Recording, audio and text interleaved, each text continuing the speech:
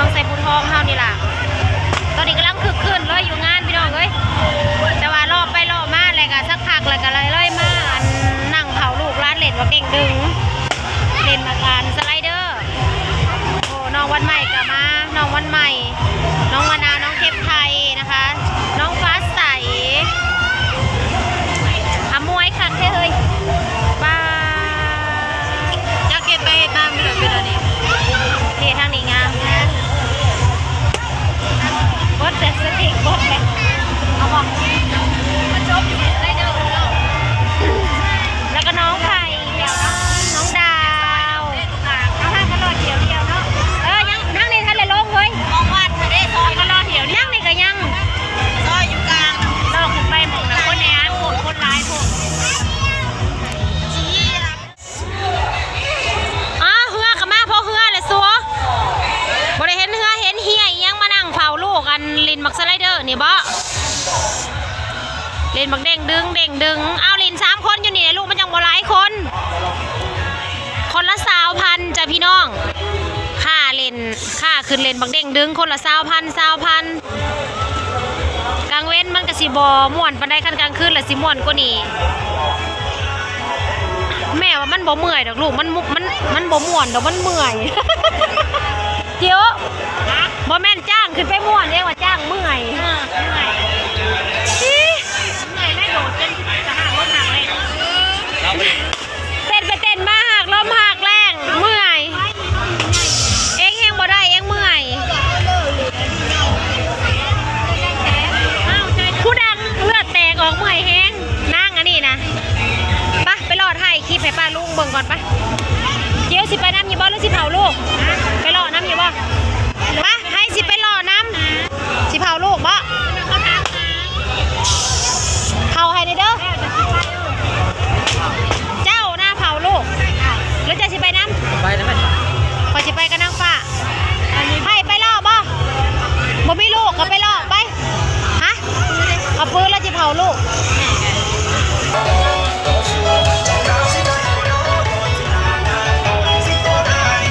ไปพี่น้องพาเลาะคล้องขายก็เป็นตัว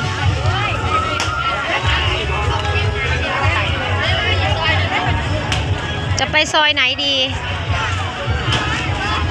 เชื่อทำไมเด้เดี๋ยวในคลิปเอาห้อยแข้งลวกกับมีน้องดาวอ่านแข้งลวก50,000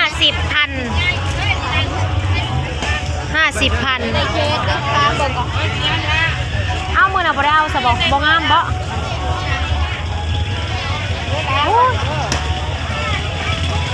สาวๆน่ะพากันเข่าอาหารอันนี้อีกเลยเนาะ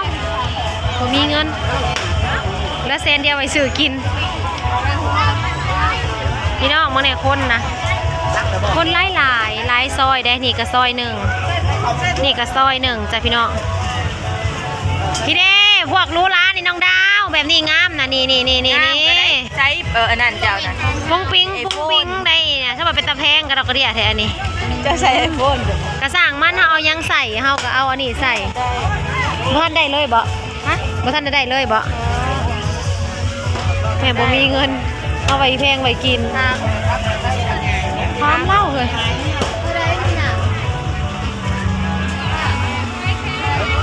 คนกับสิหลายพี่น้องแหลนหลุดหลายๆห้วยบ่ได้แม่บ่มีเงินเพื่อนหาก็เฮ็ดเองเลยเอาเองมันอยู่ในวิพอแสนหาโหไม่ได้ถึกนะลูกถือบนสวรรค์เดียวกันกับ1,600,000แล้วก็รูดหาย1,500,000เดียวกันนั่นแหละโอ้ยไป1,500,000 1,600,000กูพาพี่น้องเลาะพี่น้องเอ้ยมื้อนี้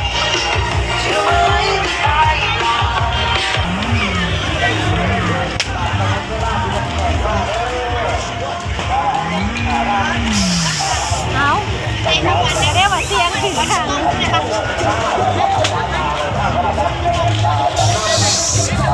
หอมเด้มาใส่งามเจ้าไผ่งามเจ้าไผ่เด้ เฮ้ยหอมมานี่บ่ ตอนนี้ทั้งมีชื่อเสียงโด่งดังทั่วประเทศเราหรืออาจจะได้ในวันทางภายในหรือต่างประเทศแมนเขาในนามอาจารย์บุญยุ่ลูกแม่ของอายุมองไหนเจ๊ไหนน้อง แล้วแหละ ตอนนี้มี อาจารย์บุญอยู่มา ประสาทผมอยากเห็นตัวจริงแต่แม่เคยอยู่ขึ้นมาแล้วเขาจะเสือคุณผู้บอก คุณเป็นเบิร์ดละบ่ งานอยู่ เบิร์ดไปสับไป เอฟซีตัวยุ่งเลยแต่เป็นเอฟซีธรรมดาตัวยุ่งเอฟซีตัวยุ่งเลยอย่าเพิ่มเพื่อห้างย้ายแหล่เหรียญไส้เป็นตัวให้ประกาศได้น้อยหนึ่งตอนมาขอทวิตโอ้ยนอดเถือซ้ำพี่น้องเอ้ยไปนั่งเผาลูกร้านน่ะเล่นมักซะได้เด้อ เป็นที่ตัวเต็ง บ่เรือนะเขาแล้วแต่บ้านนี่เรือ2-3เที่ยวหนึ่ง ขออนุญาตอนามาทั้งสาราพี่เด้อ แม่ยังบ่ปื้ออันนี้นะบ่แม่อยากกิน แล้วก็มีเอฟซีมาจากฟังอำเภอดอนตาลเพิ่นก็อยาก มันเป็นตาแสบหมดเจ้ากินบ่ได้ กินได้ เพิ่นถามหาอยู่ได้ กินได้เขากินเหรอ บ่มันเผ็ดไปอย่าหากินแนวนั้นไป ก็กินเหรอ บ้า เจ้า มันกินยำนางอันนี้ไปย่างนะแม่ไปเบิ่งอาจารย์บุญโยไป อัจฉริยะ เนี่ยเป็นตาแสบนะปิ้งปลาผมก็สีตึงๆเนาะเปิ้คือบ่เหี่ยว พันพึ่งบรรดาเฮือเสืองอยู่ในโขงเขตเมืองเส้นไฟทองเขานี่แมนเป็นผลงานจากฝ่ายประกาศเป็นผู้แต่งเวลานั่งเพ่งนางสาวสวีบ้องนางเหล่าท้องหรือว่าเพ่งกระดุนใส่จังสิงามกระเป๋าอ่ะกระเป๋าใหญ่ๆใส่ไปร้องเพลงผูไปรักเอาเบียร์ใส่เครื่องสำอาง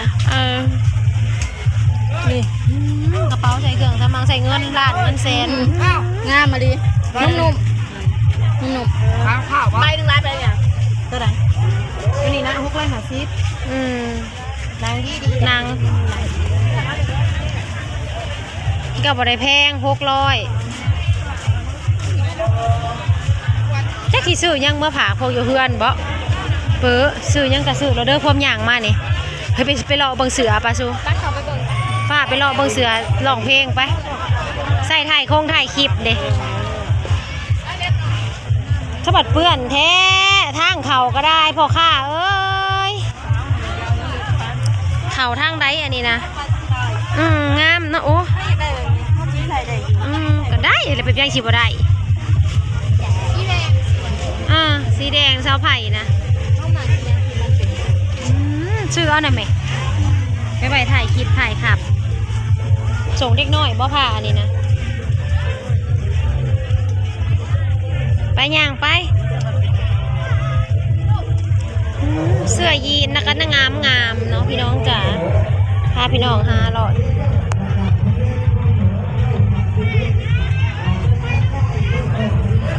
เป็นอะไรเห็นบ่เสือร้องเพลงนี้บ่โอ้ยมันเปื้อนแห้งอันนี้นะ